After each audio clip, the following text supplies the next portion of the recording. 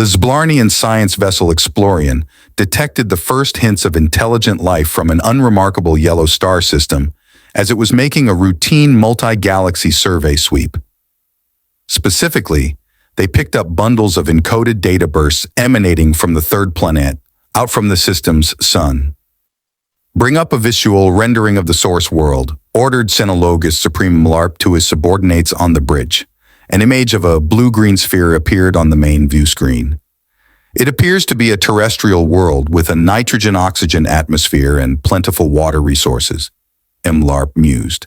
"Conditions that are highly amenable to the formation of carbon-based biological life." Just then, another data packet came through, this one in the form of an audio transmission. A harsh, grating noise blared through the ship's speaker system, startling the Zblarnian crew.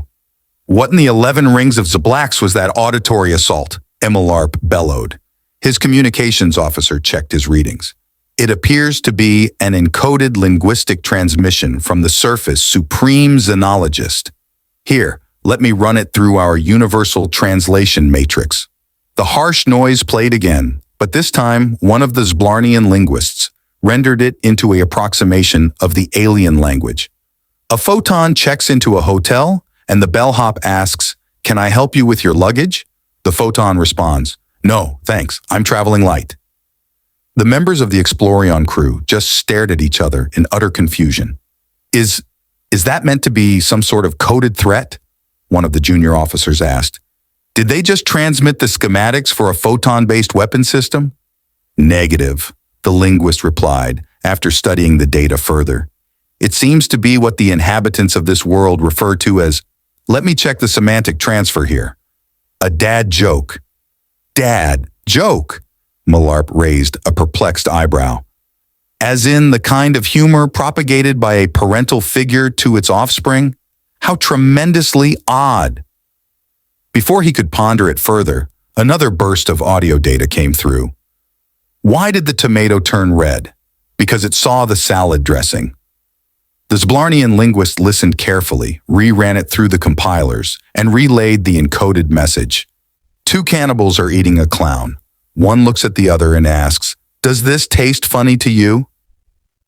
By this point, everyone on the bridge was thoroughly confused and unsettled. "These dad jokes are tagged as the height of comedic art among these aliens?" Malarp demanded. "They are willfully subjecting their offspring to a ceaseless barrage of anti-humor based on incredibly contrived linguistic subversions of semantic tropes." He slumped back in his chair, feeling a massive headache coming on from trying to make sense of this bizarre alien world's paternal culture. "Someone please link me to any and all data we have on the developmental psychology and neurophysiology of these creatures. I need to understand what possible evolutionary mechanism could have led to—" "Wait, there's more coming through," the speakers crackled again. "Why can't a bicycle stand up by itself? It's too tired." "A dad joke about a dad joke?" Malarp shouted, his antennae wincing. "Oh no, here comes another one. Why do seagulls fly over the sea? Because if they flew over the bay, they would be bagels." At this point, the poor Zblarnian was reduced to slapping his tentacles against his face, rocking back and forth in abject horror at the unfolding dad joke singularity.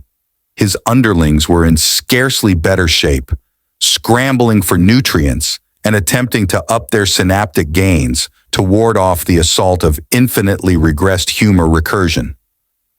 "Make it stop! Make it stop!" one of the xenolinguists shrieked.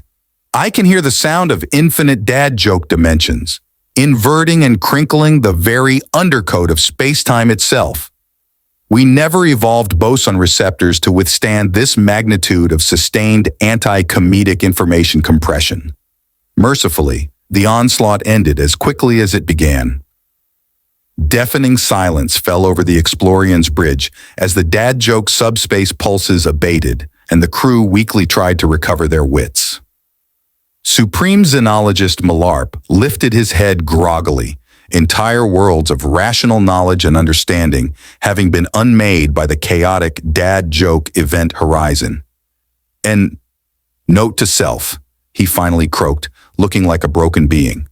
listed in official Zablarnian xenobiology codices.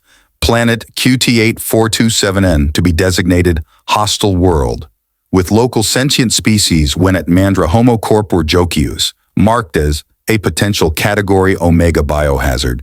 Nice knowing you all while it lasts. With that, he collapsed in a heap on the floor, his form wheezing with the drone of a billion half-formed puns incessantly echoing through the subcognitorium of his shattered psyche. The remaining Zblarnians, if they were fortunate enough to regenerate from their joke-induced trauma cycles, vowed to give this insane little world in the uncharted backwaters of the galaxy an embarrassingly wide berth from then on.